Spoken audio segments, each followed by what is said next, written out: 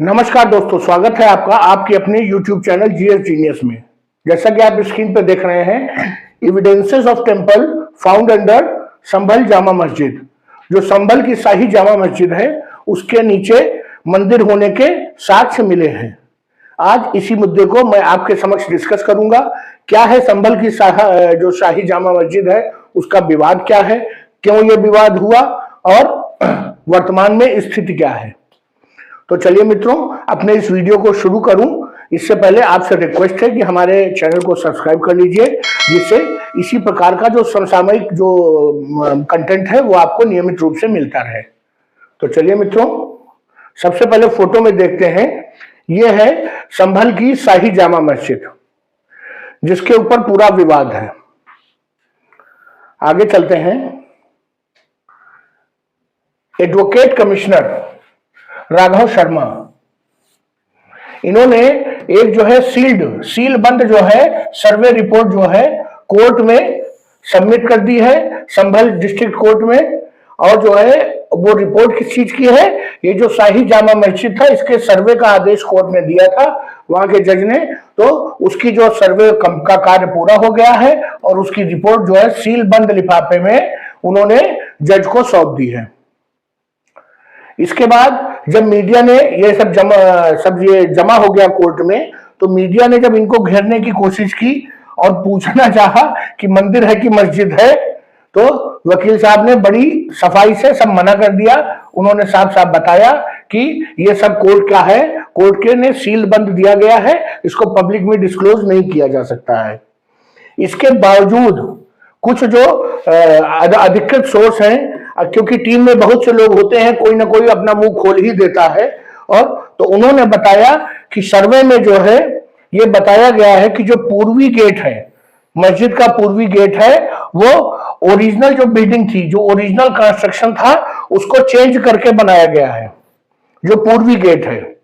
और वहां पर उस जगह पे कोई बड़ी मूर्ति की तरह का कोई स्ट्रक्चर था जिसको गिरा दिया गया है और नया कंस्ट्रक्शन किया गया है। आप समझिए, जो पूर्वी गेट है मस्जिद का, उसको ओरिजिनल बिल्डिंग जो थी उसको गिरा करके नया पूर्वी गेट बनाया गया है।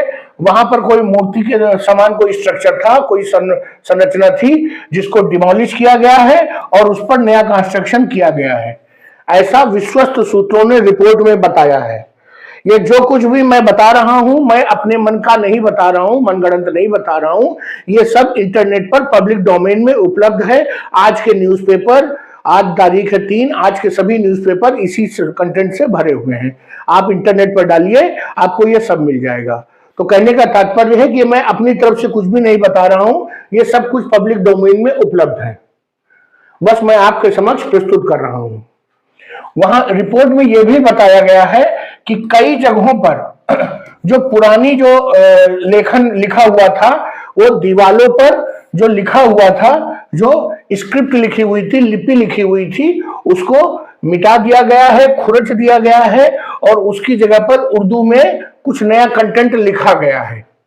संभवतः जो पुरानी कृति रही होगी वो देवनागरी लिपि में रही होगी, या उससे भी पुरानी हो सकती है। हो सकता है कि हिंदी में लिखा रहा हो, संस्कृत में लिखा रहा हो, लेकिन यह तो तय है कि जो पुराना जो भी लेखन कार्य रहा होगा दीवालों पे, वो ऐतिहासिक रूप से महत्वपूर्ण रहा होगा, साक्ष्य रहा होगा, उसको मिटाने का प्रयास किया गया है और उसकी जगह पर उर्दू लिखा गया है। ये सब चीजें दाल को काला बना देती हैं। इसके अतिरिक्त ये साफ साफ उसमें सर्वे रिपोर्ट में कहा गया है कि जो मुख्य हॉल है, जो मुख्य कमरा है मस्जिद का, उसका जो अपर स्ट्रक्चर है, जो ऊपरी हिस्सा है, ओरिजिनल बिल्डिंग का तोड़ दिया गया और उसके ऊपर गुंबद बनाया गया है। साफ साफ बताया जा रहा है कि जो मुख्य हॉल है उसकी दीवारें वही हैं, बस ऊपर के हिस्से को तोड़ के गुंबद बनाया गया है। इसके अलावा रिपोर्ट में यह भी कहा गया है कि कई मूर्तियों को और छोटी छोटी कलाकृतियों को जो है, जो मस्जिद की जमीन है उसके अंदर दबाया गया है, उनके अंदर दबा करके छुपाने का प्रयास किया गया है। और जो इस समय की जो मंदिर पे कलाकृतियां हैं, वो जो जमीन से कलाकृतियां मिली हैं खुदाई के बाद, ये वाली, ये और आज की जो कलाकृतियां हैं, इनमें डिफरेंस है।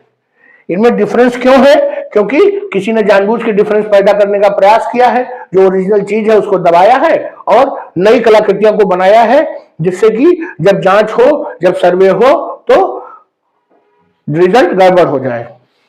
इसके अलावा उन्होंने एक और चीज बताई है कि जो मंदिर का मुख्य, जो मस्जिद का जो मुख्य हाल है जहां पर नमाज अदा होती है, वहां पर जो एक झूमर लटका हुआ है बहुत विशालकाय, वो झूमर जिस चैन से लटका हुआ है, वो चैन कोई साधारण चैन न हो करके ऐसा लग रहा है कि वो चैन उस प्रकार की है जिस प्रकार की चैन से बड़े बड़े मंदिरों में विशालकाय घंटे लटके होते हैं, वो उस प्रकार की चैन है।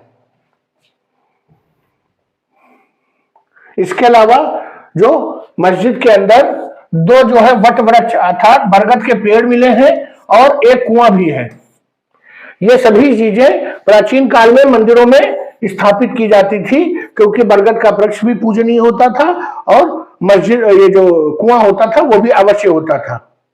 जो मस्जिद की दीवारें हैं उनमें 50 से ज्यादा कमल के फूल के जो चित्र हैं वो उकेरे हुए हैं अभी भी। और जो मस्जिद का पुराना स्ट्रक्चर है, जो पुराना जो संरचना है, वो किसी मंदिर के संरचना के समान प्रतीत होती है और उस पर प्लास्टर करके, उसमें पेंट करके सब कुछ छुपाने का प्रयास किया गया है। उसमें जो दरवाजे थे उनको ईंटों से बंद किया गया है, जो पुराना स्ट्रक्चर था उसमें जो ताखे बने हुए थे उनको भर दिया गया है, उन पर प्लास्टर कर दिया गया है। पुराने जो मंदिर होते थे उनमें ताखे बने होते थे जिसमें दिए जलाए जाते थे, मूर्तियां रखी जाती थी। ये संभवतः उन्हीं जो है ताखों और उसकी स्ट्रक्चर की बात कर रहे हैं। तो आप ये देखिए कि जो प्रमाण साक्ष्य मिले हैं मंदिर होने के, उनको मैं आपके सामने फिर से एक बार रखता हूं। एक तो ये पश्चिमी गेट जहां पर उनको लगता है कि मूर्ति जैसी कोई संरचना थी जिसको तोड़ करके बनाया गया। दूसरा, जो वहां पर लिखे हुए स्क्रिप्ट जो था पत्थरों की दीवारों पर, उसको मिटा करके उर्दू में कुछ लिखा गया। इसके अलावा जो ऊपर की जो स्ट्रक्चर था उसको तोड़ करके गुंबद बनाया गया। जो मूर्तियों को और जो कलाकृतियों को जानबूझकर जमीन के नीचे दबाया गया। कलाकृतियों में जो अंतर है, इसके अलावा जो झूमर का जो चैन है वो लगता है कि घंटा लटकाने वाला चैन है। जो वहां पर वट वृक्ष मिले हैं, कुआं मिला है।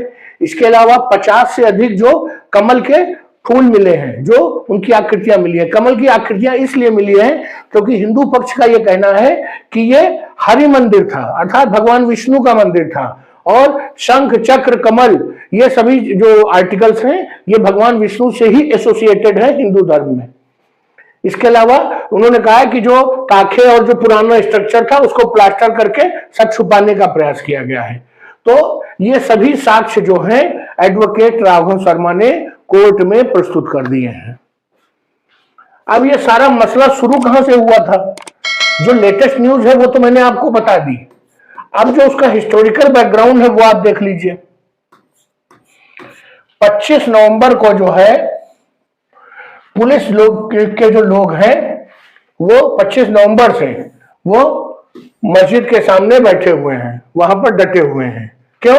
क्योंकि 24 तारीख को वहां पर दंगा भड़क गया था, एक धार्मिक हिंसा हुई थी मस्जिद के आसपास, इसलिए 25 तारीख से 25 नवंबर से वहां पर पुलिस के लोग डिप्लॉयड हैं जिससे कि शांति व्यवस्था बनी रहे। वहां पर जब सर्वे का कार्य हो रहा था तो ये जो है एक वहां पर ये अफवाह फैली, एक सूचना फैली इंटरनेट के माध्यम से कि जो 17वीं सेंचुरी का जो मास्क बनी हुई है, जो मस्जिद बनी हुई है, 17वीं सेंचुरी में इसका निर्माण हुआ था और इस समय ये एएसआई के देखरेख में है।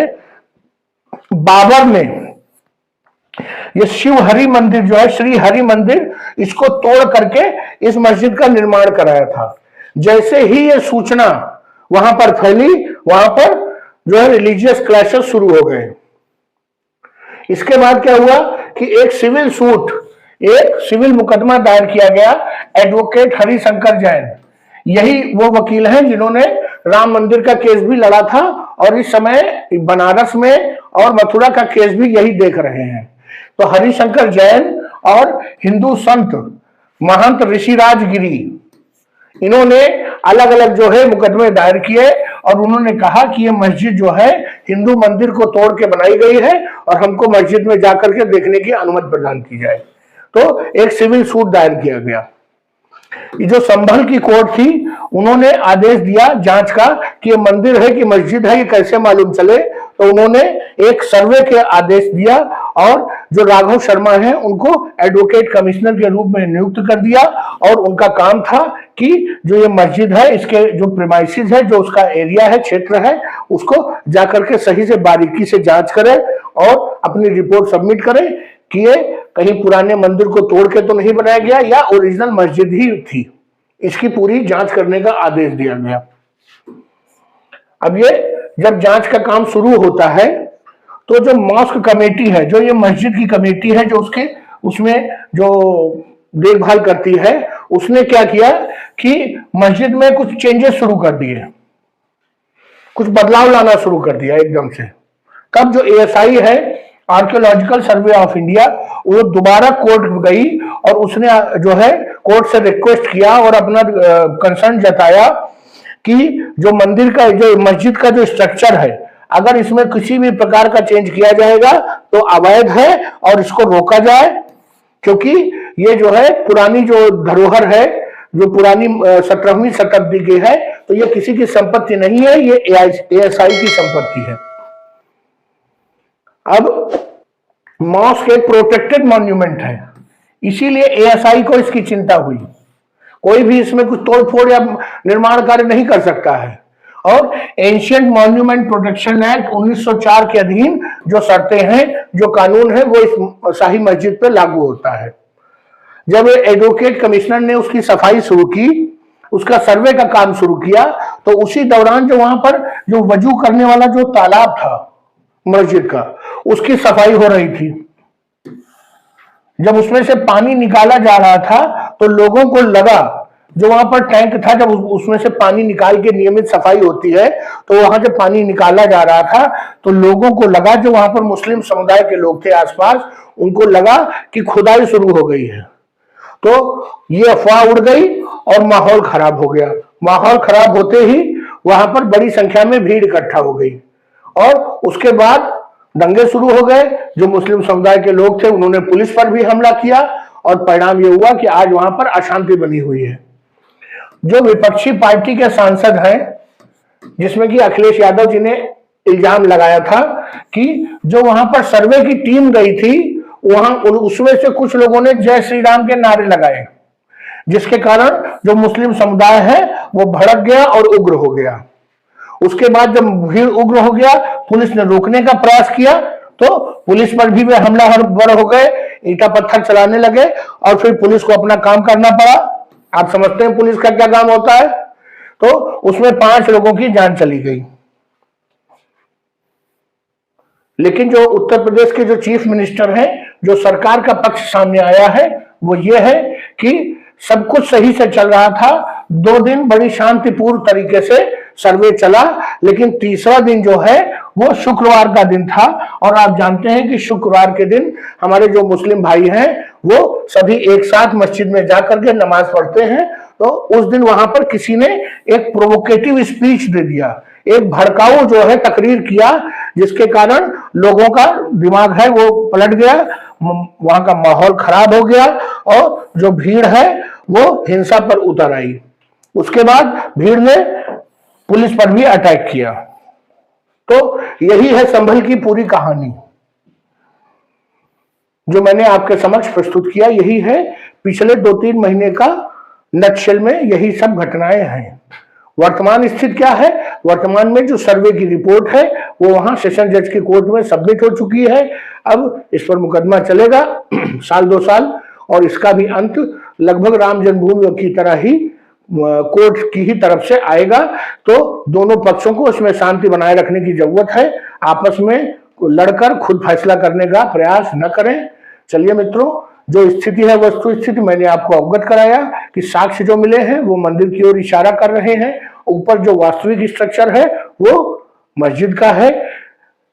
इसकी स्थिति लेकिन राम जन्मभूमि जो अयोध्या वाला प्रकरण है उससे अलग है, क्योंकि ये एक प्रोटेक्टेड मॉन्यूमेंट है और ये एएसआई के कब्जे में है। इसलिए इसकी स्थिति जो मथुरा और अयोध्या और इन सब जगहों से अलग है। तो चलिए मित्रों, वीडियो को यहीं समाप्त करता हूं। आपको कंटेंट अच्छा लगा हो, आपको लगा हो कि मैंने सारे पक्षों को ईमानदारी के साथ बिना किसी भेदभाव के वीडियो में रखा, तो वीडियो को लाइक करिए, चैनल को सब्सक्राइब करिए। धन्यवाद।